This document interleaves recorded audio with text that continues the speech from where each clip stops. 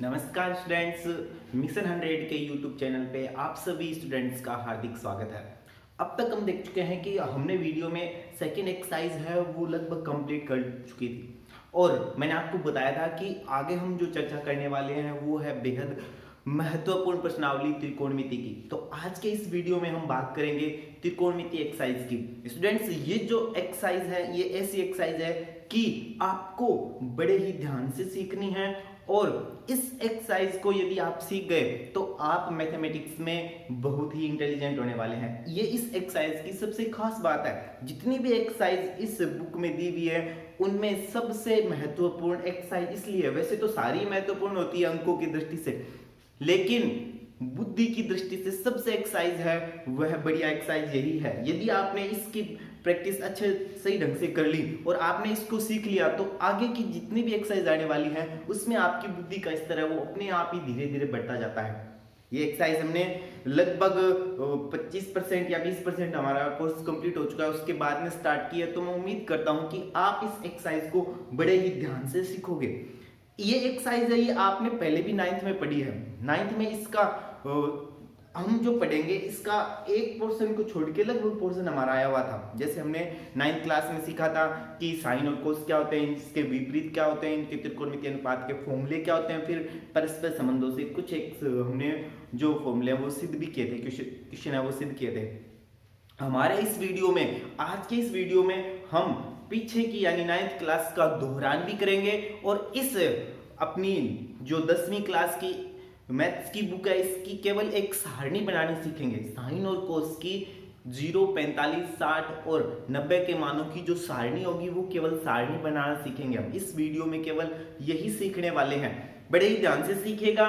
पीछे का दोहरान कार्य भी मैं इस वीडियो में करवा रहा हूं। यदि आपने वो मिस किया है 9th क्लास का, ये या आप भूल चुके हैं या उस दिन आप अनुपस्थित थे क्लास में, तो इससे आपको वो भी याद आ जाएगा। मैं इसलिए दोहरान करवा रहा हूं क्योंकि पीछे वाला जब तक हम रिपीट नहीं करेंगे, जब तक हम नहीं समझेंगे, ये वाला पोर्शन है वो बिल्कुल भी समझ नहीं आएगा।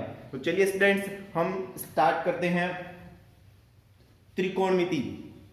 वैसे यहाँ पे 10वीं क्लास में त्रिकोणमिति एक्सरसाइज पर आधारित 3 एक्सरसाइज है। छठी एक्सरसाइज, 7वीं एक्सरसाइज और 8वीं एक्सरसाइज, और तीनों मिला के लगभग 12 से 13 नंबर की एक्सरसाइज है वो जरूर पेपर में आती ही आती है। तो हम स्टार्ट करते हैं त्रिकोणमिति। छठी एक्सरसाइज स्टार्ट करेंगे, लेकिन साथ साथ जो पीछे की एक्सरसाइज है उसका भी हम अध्ययन करने वाले हैं, यानी 9th क्लास वाली एक्सरसाइज का। त्रिकोणमिति में हम 3 कोणों का अध्ययन करते हैं विशेष रूप से, 3 कोणों के आधार पर, और ये लगभग अध्ययन वो एक समकोण त्रिभुज पे किया जाता है। ये एक समकोण त्रिभुज मैंने ड्रॉ किया है, समकोण त्रिभुज एबीसी। ये एक समकोण त्रिभुज है। अब एक समकोण त्रिभुज में आप जानते होंगे कि समकोण त्रिभुज के एग्जैक्ट जो सामने की भुजा होती है ना उसको हम कर्ण बोलते हैं। सबसे बड़ी भुजा होती है ये कर्ण। ये सबसे बड़ी भुजा होती है। अब बाकी जो 2 भुजाएं होती है उनमें से आधार और लंब किस पर डिपेंड करते हैं, ये आप 9th क्लास में पढ़ के आए। फिर से मैं रिवाइज करके बता रहा हूं कि आधार और लंब डिपेंड करते हैं कि जो न्यून कोण है, क्योंकि ये तो समकोण हो गया, कोण भी तो है समकोण, तो इसका मतलब ये हुआ कि बाकी 2 कोण यानी ए और सी दोनों मिलकर 90 डिग्री के होंगे, क्योंकि हम जानते हैं कि एक त्रिभुज के तीनों कोणों का योग 180 होता है। तो ए बी सी तीनों 180 है, बी तो हो गया 90 डिग्री, इसका मतलब ए और सी दोनों मिलके 90 डिग्री है। तो हम क्या कह सकते हैं, ए और सी दोनों कैसे कोण हैं, न्यून कोण है, क्योंकि दोनों का योग 180 है। अब ए और सी दोनों ही न्यून कोण है। इन दोनों कोणों में से हमें कौन से कोण पे चलना है उसके आधार पर, क्योंकि बी तो 90 डिग्री है तो बी पे तो हमें ध्यान करना ही नहीं है।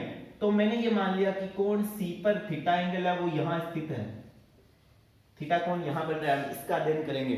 तो यदि थीटा यहां बन रहा है तो जिस कोण पर थीटा यानी जिस पॉइंट पर या जिस भुजा पर थीटा या कोण स्थित होता है वह भुजा आधार भुजा कहलाती है। तो थीटा इस बीसी भुजा पे बन रहा है तो इसको बोलेंगे हम आधार भुजा, और जहां पे कोण बन रहा है उसके सामने की जो भुजा होती है उसको हम बोलते हैं लंब।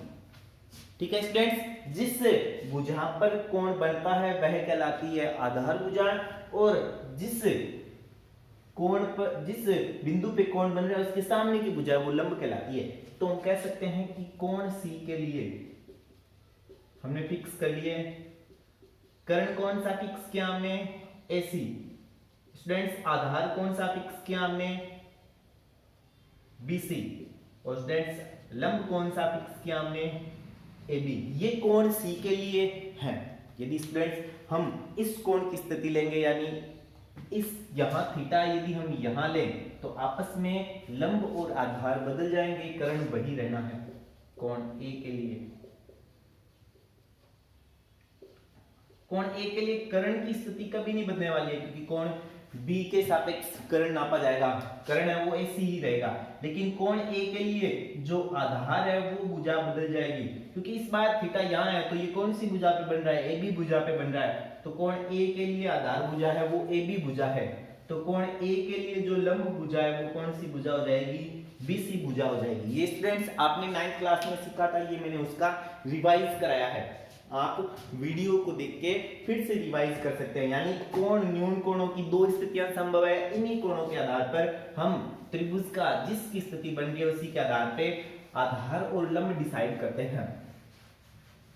हमें यहाँ पे क्या जानना है, हमें यहाँ पे जानना है कि त्रिकोणमिति कितने प्रकार के कोण होते हैं। ये भी आपने वैसे 9th क्लास में पढ़ा है, लेकिन फिर मैं रिवाइज कर देता हूँ। इसको सीखने के लिए मैं एक छोटी सी ट्रिक बना रहा हूँ। हालांकि ये ट्रिक है नहीं, अस्तित्व में नहीं है, ये मैंने आपको समझाने के लिए यानी सरलता से सीखने के लिए हम क्या करते हैं, इस ट्रिक का यूज कर लेते हैं। ये ट्रिक मैथमेटिक्स में लागू नहीं होती है, केवल आपको समझाने के लिए बता रहा हूँ। जैसे मान लो कि हम स्टार्ट करें, यहाँ पे त्रिकोणमिति के जो मान है वो कौन कौन से हैं। त्रिकोणमितीय अनुपात यानी लंब आधार और कर्ण के अनुपात कितने प्रकार के हो सकते हैं, उनकी संभावना कितने प्रकार की है, उन्हीं को हम त्रिकोणमितीय अनुपात कहते हैं। तो ये त्रिकोणमितीय अनुपात है वो 6 प्रकार के संभव है। टोटल 3 हो गए, लंब आधार और कर्ण। इनको यदि आपस में अनुपात को देखें तो 6 प्रकार की स्थितियां प्राप्त होती है। उनको क्या क्या नाम देंगे उसको मैं ट्रिक से समझा रहा हूं, आपको केवल याद रखने के लिए। जैसे मान लो आपको कोई पेन दे दे, तो पेन देंगे तो आप सबसे पहले क्या करते हैं, वही त्रिकोणमिति की शुरुआत मानी जाती है। आप सबसे पहले करते हैं अपना साइन। तो पहला जो त्रिकोणमिति अनुपात होता है वो SIN, साइन। मैं इसका हिंदी नाम भी लिख रहा हूं ताकि आपको थोड़ी सी बोलने में आसानी हो, ये नए नाम है इसलिए, ठीक है। अब स्टूडेंट्स यहाँ पे मैंने एक बात बता दूं, मैं साइन ये त्रिकोणमिति अनुपात का नाम है, लेकिन यदि मैं इसके आगे साइन थीटा लिख देता हूं, साइन थीटा को जोड़ने में साइन थीटा लिखूं, मैं ऐसे भी लिख सकता हूं साइन ए, मैं ऐसे भी लिख सकता हूं साइन बी, मैं ऐसे भी लिख सकता हूं साइन सी, ठीक है। तो इनका क्या मतलब होता है, आपको सबसे पहले ये बहुत जरूरी है समझना कि इनका मतलब क्या होता है, क्योंकि कंपटीशन का आजकल जमाना है तो उसमें छोटी छोटी बारीक बातों को भी आपको ध्यान रखना होता है। इस साइन थीटा को मैंने लिखा है ना, इसका मतलब होता है कोण थीटा का साइन। इस साइन ए का मतलब होता है कोण ए का साइन। इस बी का मतलब होता है कोण बी का साइन, और साइन सी का मतलब होता है कोण सी का साइन। ये इनका मतलब होता है। अब आप कहेंगे सर सी का क्या मतलब होता है, तो इस साइन का जो त्रिकोणमितीय अनुपात होता है वह दो भुजाओं का, प्रत्येक दो ही भुजाओं का अनुपात है, वह होता है लंब और कर्ण का अनुपात ही साइन कहलाता है। समकोण त्रिभुज की दो भुजाएं लंब और कर्ण का अनुपात क्या कहलाता है, साइन। यदि मैं इसको थीटा कहूं, ये हम अध्ययन करें केवल थीटा कोण के लिए, तो इसको मैं बोलूंगा साइन थीटा बराबर लंब बटा कर्ण। याद रखिएगा कि ये जो फॉर्मूला ये लंब बटा कर्ण साइन का है, ना कि साइन थीटा का है। ये साइन ए का भी है, यदि हम स्थिति कोण ए की पढ़ेंगे, साइन बी का भी है, लेकिन ये ओरिजिनल में किसका है, साइन का। यदि मैं साइन थीटा लिखता हूं, इसका मतलब जहां पे कोण थीटा बन रहा है वहां का साइन, यानी जहां थीटा कोण बन रहा है वहां पे मैं लंब बटा कर्ण फॉर्मूला लगाना है। तो ये पहला त्रिकोणमितीय अनुपात है साइन, यानी साइन थीटा बोल सकता हूं मैं इसको, साइन थीटा बराबर लंब बटा कर्ण। ये पहला त्रिकोणमितीय अनुपात है। यदि मैं लंब को L से और कर्ण को K से व्यक्त करूं, तो लंब बटा कर्ण L बटा K भी पढ़ा जा सकता है इसी को। चलते हैं स्टूडेंट्स आगे। अब जैसे भी कोई भी वस्तु बनती है तो उसका जो विपरीत होता है वह निश्चित रूप से ही सामने आता है। ये हमेशा ही होता है, चाहे आप विज्ञान का कोई प्रयोग देख लो, कुछ भी देख लो, जो पॉजिटिव पक्ष आएगा तो हर चीज का नेगेटिव पक्ष आता ही है। जैसे मान लो मोबाइल चला तो इसका पॉजिटिव पक्ष हुआ कि हम बहुत दूर दूर तक बातें कर सकते हैं, तो इसका विपरीत पक्ष ऋणात्मक भी समाज में साथ ही आता है। वो आप सभी जानते हैं कि मोबाइल का ऋणात्मक पक्ष भी होता है। जैसे मान लो कि नाभिकीय संलयन अभिक्रिया होती है जिससे नाभिकीय ऊर्जा प्राप्त की जाती है, हम विद्युत ऊर्जा प्राप्त करते हैं। ये चला E बराबर mc स्क्वायर से हमें अंश 3 सर ने दिया था, लेकिन इसका साथ साथ विपरीत प्रभाव भी देखने को मिला कि परमाणु आविष्कार हुए, परमाणु बम्बों के आविष्कार हुए, जिससे कि समाज आज खतरे में भी है। तो ऐसे ही साइन यदि आया है तो इसका उल्टा भी आएगा, और इसका उल्टा हम पढ़ेंगे कोसेक। क्या पढ़ने वाले हैं हम? साइन का उल्टा। स्टूडेंट्स, जिस क्रम में मैं बता रहा हूं वह क्रम भी बेहद इंपॉर्टेंट है। आपको इस क्रम को भी विशेष ध्यान में रखना है कि साइन के बाद में सर ने कोसेक बताया था।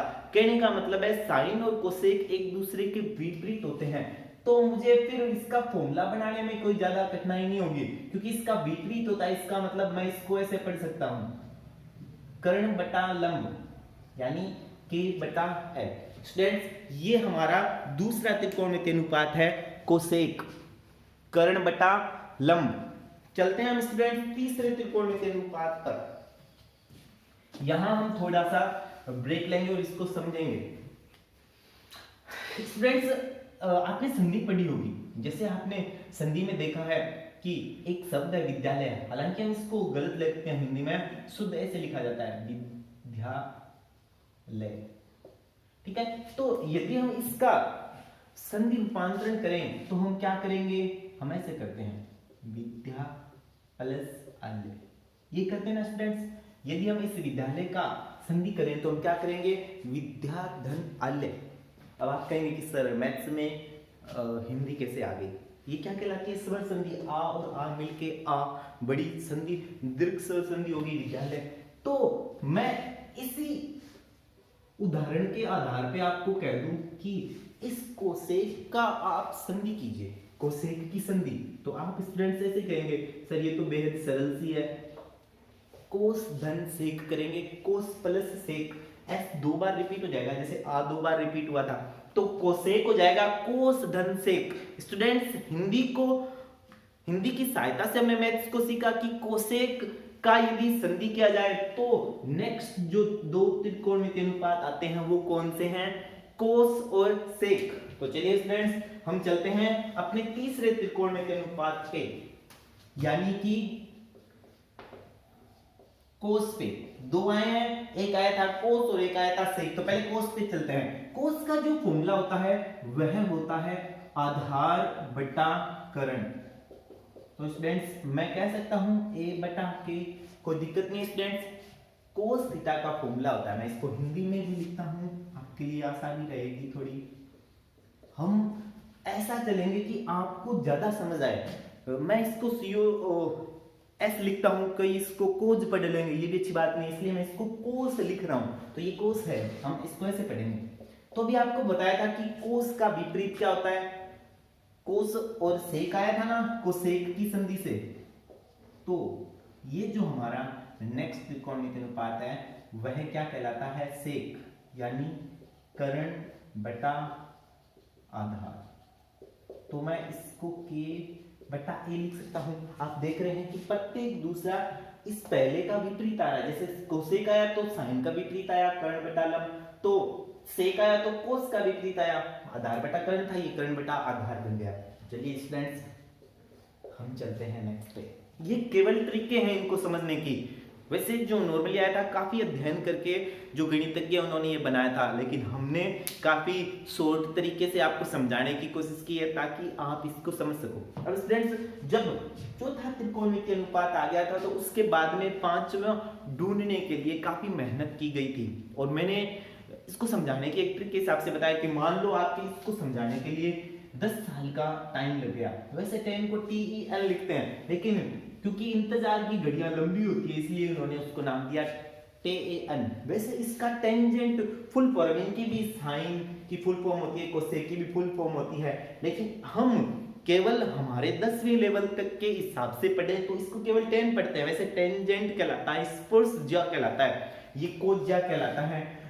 तो हम इनको अपने उन चीजों को नहीं अध्ययन करने वाले हैं जो कि हमारे 10वीं लेवल से ऊपर की बातें हैं। आप जब 11वीं और 12वीं के सिलेबस को पढ़ोगे तब आप इन चीजों को और भी गहराई से पढ़ोगे, लेकिन अभी हमारा केवल इसका इतना ही मकसद है कि इसको हम 10 पढ़ें। टेंजेंट तो मैंने 10 साल TEN की स्पेलिंग TAN लिखी है, टेंजेंट स्पर्श ज्या के हिसाब से 10, तो ये 10 थीटा नया हो गया। अब इन्होंने लंबा समय लगाया कि अब हम इस त्रिकोणमितीय अनुपात का क्या नाम दें, तो फिर उन्होंने एक दिमाग लगाया कि यदि हम साइन और कोस वाले का भाग लगाएं, क्योंकि काफी लंबी मेहनत की, आंसर आया नहीं कि नेक्स्ट त्रिकोणमितीय अनुपात क्या दें, तो उन्होंने लास्ट में एक दिमाग लगाया कि जो साइन वाला है उसमें यदि हम कोस वाले का भाग लगाएं तो k और k कट जाएगा और क्या प्राप्त होगा, लंब बटा आधार प्राप्त होगा।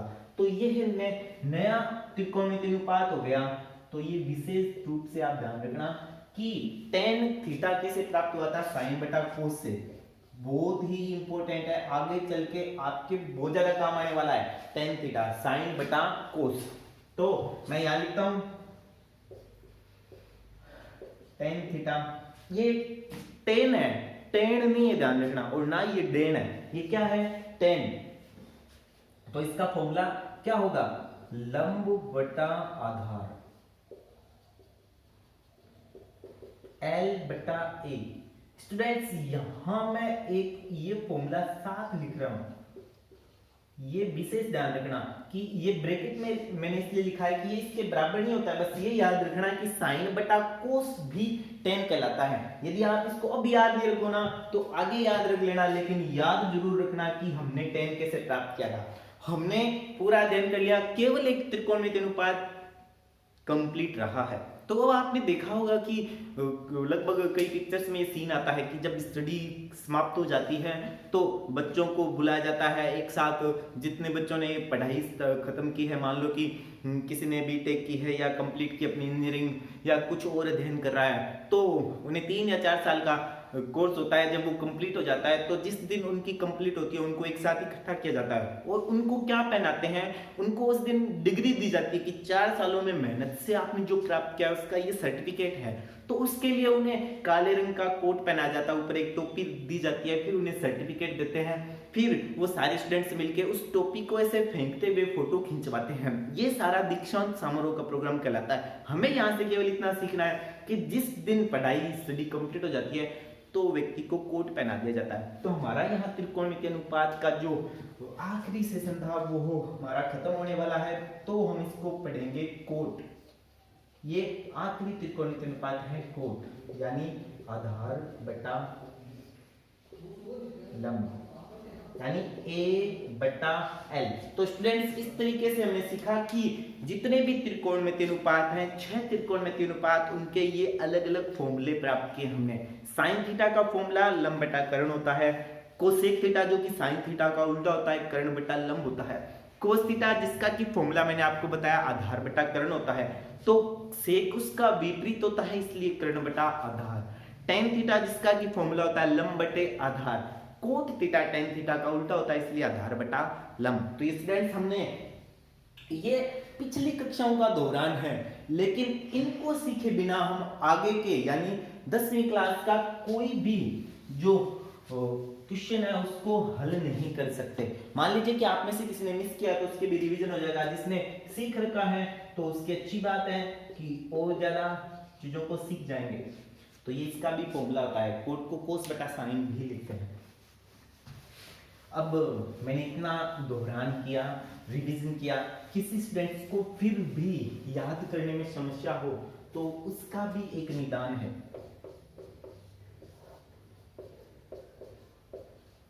इसको शॉर्ट में भी हम सीख सकते हैं, इसको लाल बटा कक्का भी बोल सकते हैं या इसको ऐसे ही पढ़ सकते हैं, लालू आम लाए कच्चे कच्चे आए। जो आपको मर्जी है उस ट्रिक से आप, मैं इसको लाल बटा कक्का से ज्यादा प्रिफर करता हूं। तो लाल बटा कक्का मैं यहां लिखने वाला हूं साइन, यहां लिखने वाला हूं कोस और यहां लिखने वाला हूं टेन।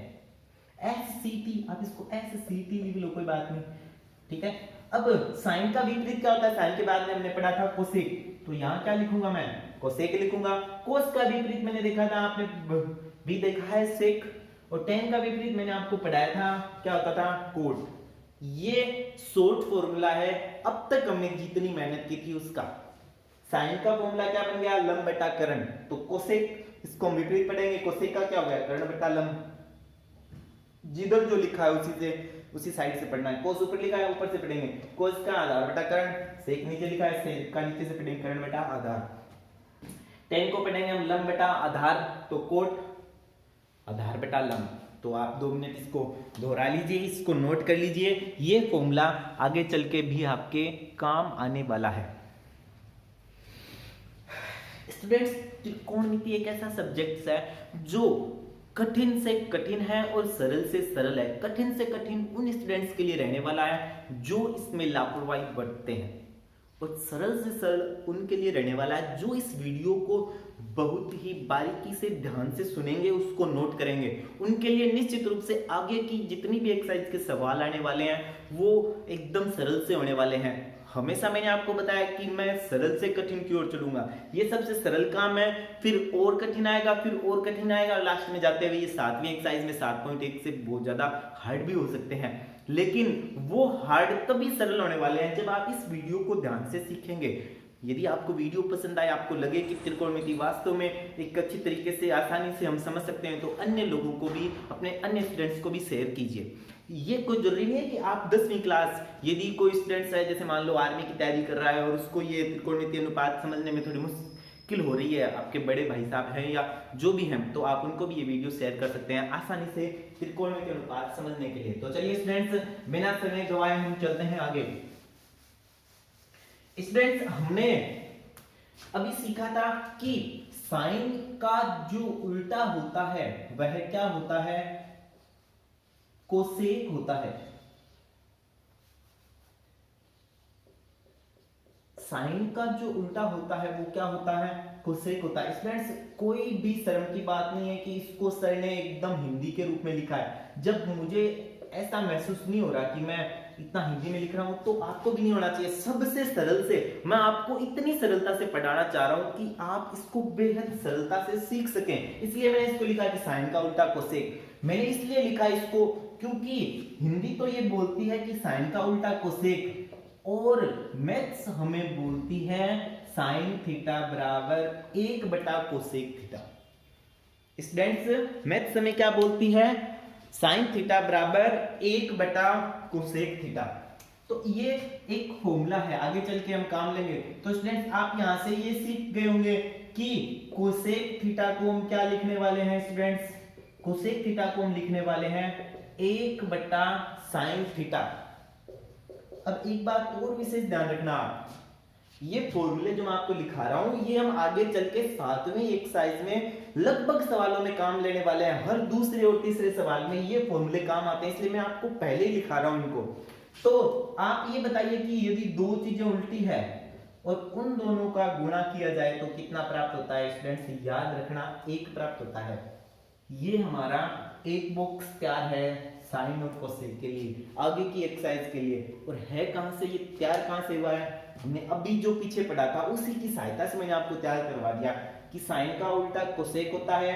हिंदी में लिखा मैंने साइन का उल्टा कोसेक, हम लिखेंगे साइन थीटा बराबर 1 बटा कोसेक थीटा। ये हिंदी में लाइन थी, इसका गणितीय रूप ये है साइन थीटा बराबर 1 बटा कोसेक थीटा। तो इसका विपरीत भी सही है, कोसेक थीटा बराबर 1 बटा साइन थीटा। दो विपरीत चीजों का गुणा करने पे 1 होता है। उदाहरण से समझिए, 5 बटा 4 का उल्टा क्या होता है स्टूडेंट्स, 4 बटा 5 होता है। आप बताओ इनका गुणा करने पे क्या आएगा, 20 बटा 20 यानी 1 आएगा। तो ऐसे ही दोनों यदि विपरीत है तो इनका गुणा करने पे क्या आता है, 1 आता है। अब आप ये बताइए कि कोस का उल्टा क्या था, क्या था स्टूडेंट्स, कोस का उल्टा था सेक थीटा। कोस का उल्टा था सेक थीटा। तो मैं हिंदी में भी लिख दूं आपकी आसानी के लिए, कोस का उल्टा सेक। तो स्टूडेंट्स, फॉर्मूला क्या बना, कोस थीटा बराबर 1 बटा सेक थीटा। बना या नहीं बना स्टूडेंट्स, कोस थीटा बराबर 1 बटा सेक थीटा। तो आप ये बताइए कि सेक थीटा बराबर क्या होगा, 1 बटा कोस थीटा। अब आप ये बताइए कि कोस थीटा गुना सेक थीटा क्या होगा, 1 होता है स्टूडेंट्स। ये हमारा बॉक्स नंबर 2 उतार लीजिए स्टूडेंट्स। हमने जो पीछे भी रिवीजन किया था, अब तक वीडियो में सीखा, उसका शॉर्ट में बता दिया, और आगे चल के 7.2 में ये बेहद काम आने वाले हैं।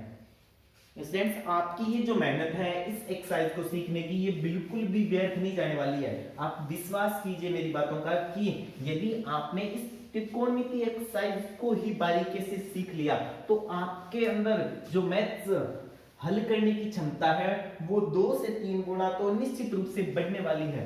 ये मैथ की जो एक्सरसाइज है ये है ही ऐसी एक्सरसाइज, बेहद सरल, रोचक और इंपॉर्टेंट एक्सरसाइज है मैथ्स की दृष्टि से भी। तो आप ये बताइए कि टेन थीटा का उल्टा क्या होता है स्टूडेंट्स, कोट थीटा होता है।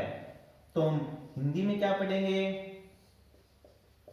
टेन का उल्टा क्या होता है, कोट होता है। तो कहने का मतलब है कि टेन थीटा बराबर क्या होता है, 1/कोट थीटा। तो बताइए स्टूडेंट्स, कोट थीटा का उल्टा क्या रहने वाला है, 1/tan थीटा। तो दोनों का गुणा क्या रहने वाला है, टेन गुणा कोट बराबर 1 रहने वाला है।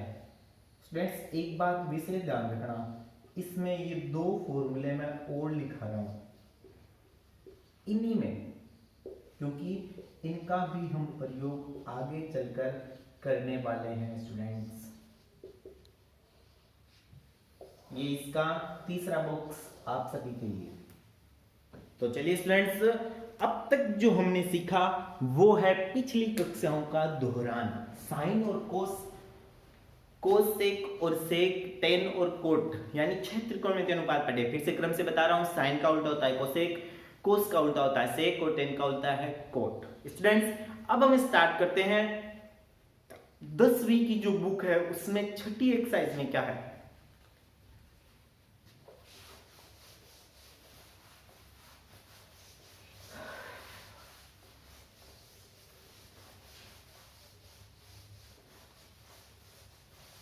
स्टूडेंट्स, 10वीं क्लास की जो बुक है उसकी 6ठी एक्सरसाइज में ये जो हमने त्रिकोणमितीय अनुपात पढ़े हैं, साइन थीटा कोस थीटा, उसमें थीटा का मान है वो 4 प्रकार से रखते हुए, जैसे 5 प्रकार से रखते हुए हमें इनके मान ज्ञात करना सीखने हैं।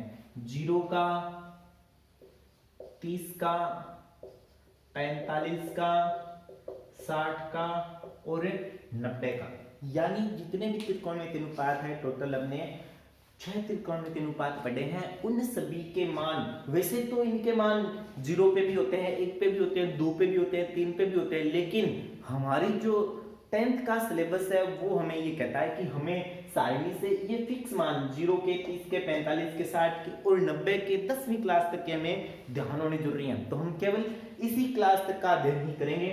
तो हम क्या सीखेंगे कि प्रत्येक 6 जो मान थे त्रिकोणमिति के अनुपात थे, उनके इन सभी पर कितने मान होते हैं, यानी इनका मान कितना होता है। जैसे 0 डिग्री है, मैं इसको यदि साइन के रूप में पढ़ूंगा, साइन थीटा की जगह 0 रखूं तो साइन 0 डिग्री, साइन 0 डिग्री का मान क्या होता है, साइन 30 डिग्री का क्या होता है, साइन 45 डिग्री का क्या होता है, साइन 60 डिग्री का क्या होता है, साइन 90 डिग्री का क्या होता है। ऐसे ही कोस 0 डिग्री का क्या होता है, कोस 30 डिग्री का क्या होता है, कोस 45 डिग्री का क्या होता है, कोस 60 डिग्री का और कोस 90 डिग्री का क्या होता है, वो हम त्रिकोणमितीय अनुपातों की सारणी से सीखेंगे।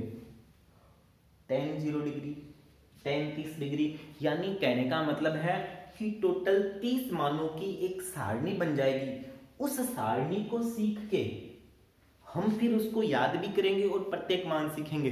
जैसे मैं आपको फिर पूछूंगा कि tan 45 का मान बताओ, जब आप सारणी से सीख चुके हो, याद कर चुके हो, आप कहोगे सर उसका आंसर 1 होता है। मैं आपको कहूंगा कि कोसेक 45 का मान बताओ, आप सीख चुके होंगे, याद कर चुके होंगे, आप कहेंगे सर कोसेक 45 साइन 45 का उल्टा होता है, साइन 45 का मान 1/√2 होता है, इसलिए कोसेक 45 का मान √2 होता है।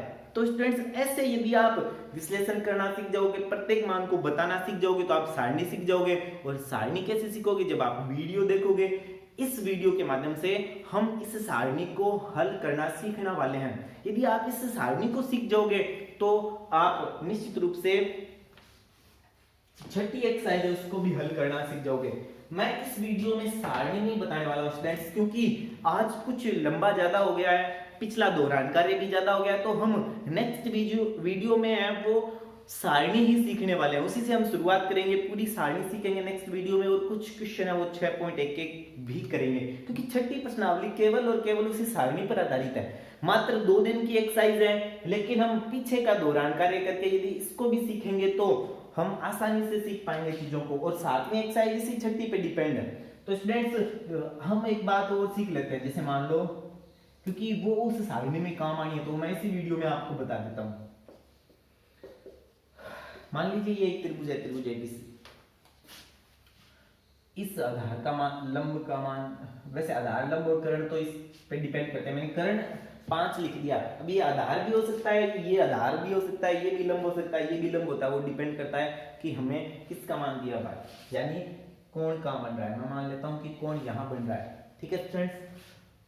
हम इस के लिए साइन सी का मान ज्ञात करते हैं, इस कोण के लिए।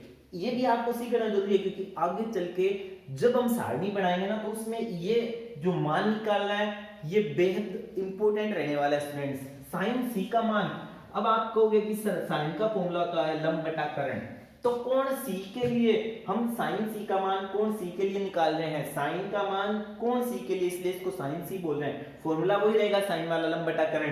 तो सी के लिए लंब जो है, सी के लिए लंब कितना है, सी के सामने से जो दिख रहा है यानी 3, और सी के लिए कर्ण कितना है, सी के लिए कर्ण तो वही है 5, तो साइन सी का मान क्या रहेगा, 3/5 रहेगा। स्टूडेंट्स इसी पर साइन सी का मान, इसी त्रिभुज में साइन सी का मान एक कोस के भी बराबर होता है। वो कौन सा है, केवल वही बता रहा हूं मैं, याद रखना स्टूडेंट्स। आपको कोई कह दे कि कोस ए का मान ज्ञात करो इसी त्रिभुज के लिए, तो बताओ स्टूडेंट्स कितना होगा।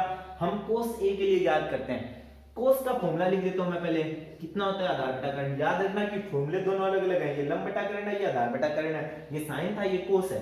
अब आधार बटा कर्ण, कोस का मान कितना है स्टूडेंट्स, ए के लिए, इस कोण ए के लिए आधार क्या हो जाएगा स्टूडेंट्स, 3 हो जाएगा क्या, और कर्ण कितना रहेगा 5। तो आपने क्या देखा कि एक समकोण त्रिभुज के लिए दोनों न्यून कोणों के, ए और सी दोनों कोणों के मान साइन और कोस आपस में बराबर होते हैं। यहां ये ध्यान देने वाली बात है कि ए और सी दोनों मिलके कितने हैं, 90 डिग्री के हैं।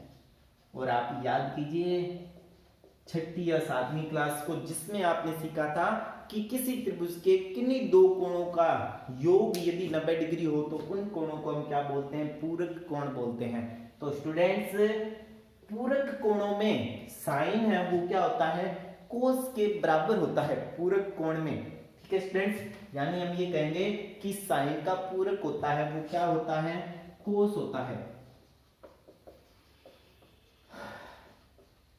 तो इसका मतलब ये हुआ कि सेक का पूरक कोसेक होता है स्टूडेंट्स, और टेन का पूरक कोट होता है। वैसे ही जो एक्सरसाइज है उसके फॉर्मूले 7.2 में फिर से रिपीट होंगे, लेकिन ये जो हमारी सारणी है उसको सीखने के लिए भी बेहद इंपॉर्टेंट है। इसलिए मैंने आपको एक उदाहरण की सहायता से समझाया और बताया कि साइन का पूरक कोस होता है और कोस का पूरक साइन, क्योंकि दोनों एक दूसरे के पूरक है। तो ऐसे भी बोल सकते हैं, सेक का पूरक कोसेक होता है, कोसेक का पूरक सेक होता है, टेन का पूरक कोट होता है, कोट का पूरक टेन होता है। तो स्टूडेंट्स ये था हमारा वीडियो त्रिकोणमिति पर। यदि आप इस वीडियो को एक बार में ना समझे, इसको 2 बार देखिए, 3 बार देखिए, लेकिन आप इसको सीखे जरूर। यदि आप ये सीख जाएंगे कि कौन किसका पूरक है, कौन किसका उल्टा है, तो आगे के जो हम सारणी भी बनाएंगे और क्वेश्चन को सिद्ध भी करेंगे, तो वो आपके लिए बहुत सरल होने वाला है। स्टूडेंट्स इस वीडियो को अधिक से अधिक शेयर करें। धन्यवाद स्टूडेंट्स।